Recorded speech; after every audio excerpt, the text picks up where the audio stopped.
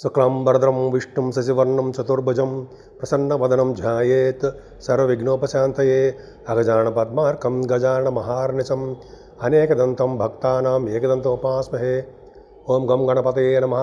ఓం శ్రీమాత్రే నమః. ఓం శ్రీ గురుభ్యో నమః. మా ఆది ఆస్వాలను చూస్తున్నటువంటి మీ అందరికీ కూడా పేరు పేరున నా హృదయపూర్వక నమస్కారాలు. నా పేరు Vadrevu Adinarayana Rao Sharma, CMA qualified cost accountant అండి నేను. అలాగే ఎంఏ అస్ట్రాలజీ అండ్ వాస్తు చేశాను.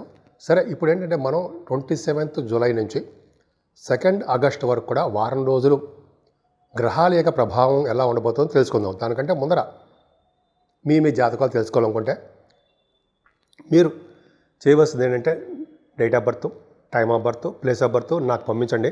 వాట్సాప్లో మెసేజ్ పంపించండి. ఒకవేళ ఇలాగ షూటింగ్స్లో ఉన్నా, లేకపోతే జనరల్గా నేను జాతకాలు చెప్తూ ఉన్నా కూడా నేను మీ ఫోన్స్కి అటెండ్ కాలేకపోవచ్చు. మీరు జనరల్గా అటెండ్ కాలేకపోవచ్చు అండి. మీరు వాట్సాప్లో మెసేజ్ పెడితే నేను చూస్తాను.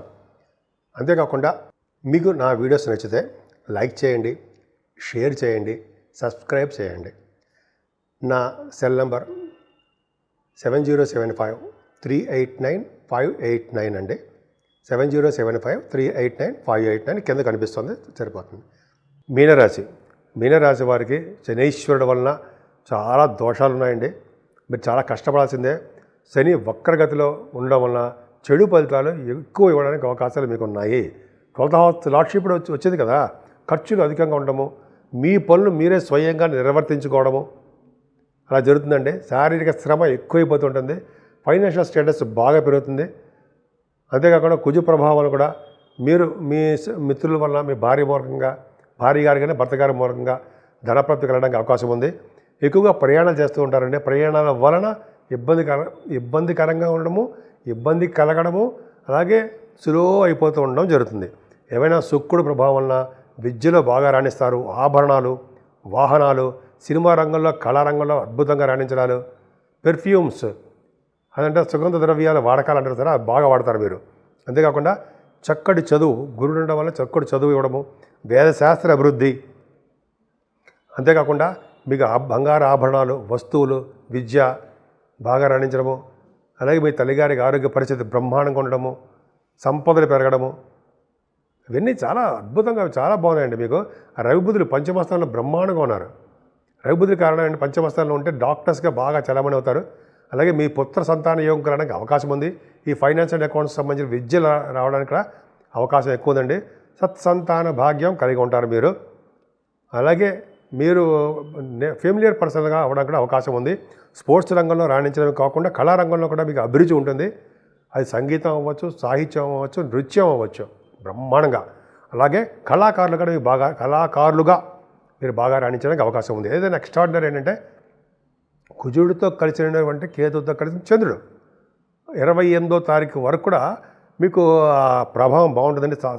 6th house షష్టమ స్థానం వల్ల ఏమవుతుందంటే రాజకీయ రంగంలో పదవులు రావడము, అలాగే మీకు కాంపిటీషన్ ఎగ్జామ్స్ కానీ లేకపోతే ఇంటర్వ్యూస్ కానీ సక్సెస్ అవ్వడము, విదేశాలు స్టాంపింగ్ అవ్వడము, మీ మేనమావులకు ఆనందంగా ఉండడము, ఇది చాలా బ్రహ్మాండంగా ఉంటుంది. అంతేకాకుండా 7వ స్థానంలో కుజుడితో కలిసిన చంద్రుడు నాడు 29 శని దృష్టి ఉంది.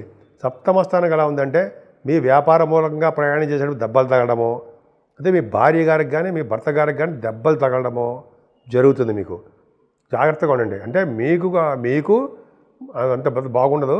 మీ భర్త గారికి కానీ మీ భార్య గారికి కానీ మీరు దెబ్బలు తగలడము, అదే వివాహాల్లో ప్రాబ్లమ్స్ కలగడము, ఫైర్ యాక్సిడెంట్స్ అవ్వడం, ఫైర్ సంబంధించిన వ్యవహారాలు ఉండడము, అయితే నీటి వలన ప్రమాదాలు కలగడము, అంటే ప్రమాదం ఎటు నుంచే రావచ్చండి. 7వ భావం కాబట్టి భార్యాభర్తల విషయంలోనూ వ్యాపారాల్లోనూ మీకు ఇబ్బంది కలుగుతుంది. కాబట్టి ఆయుష్ బాగా ఉంటుందండి. ఆయుర్దాయం లోటు లేదు. అలాగే సడన్ గెయిన్స్ మీకు బాగా ఉన్నాయి.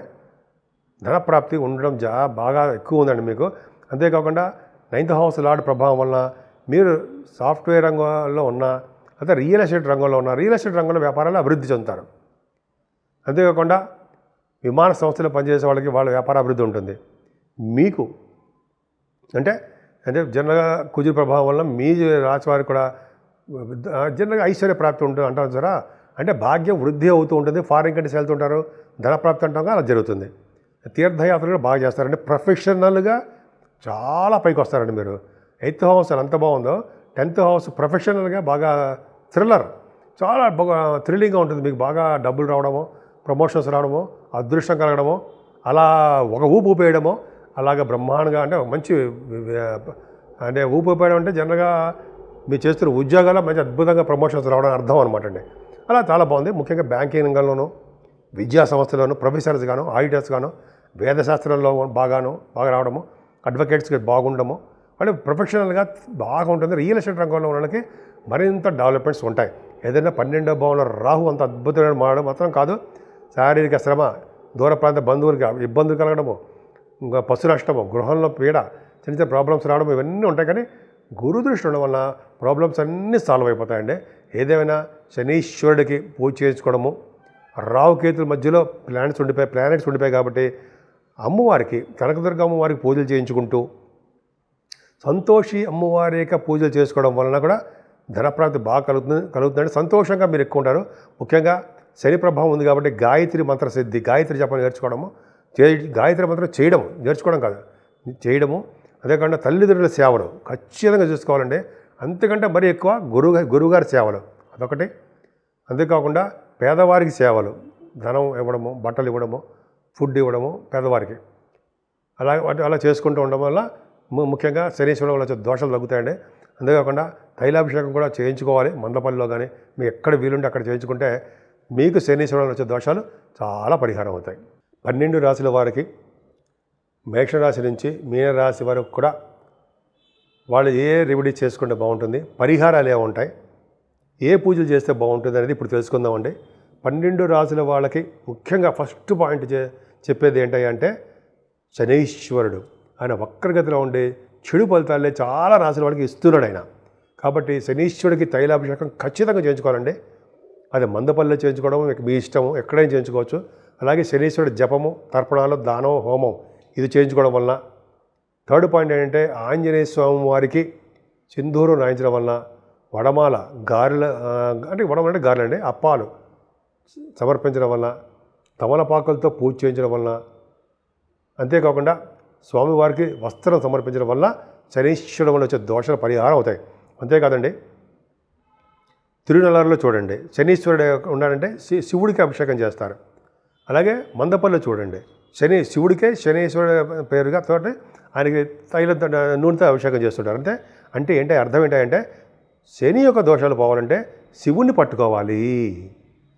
శివుడికి తైలాభిషేకం చేయకూడదండి.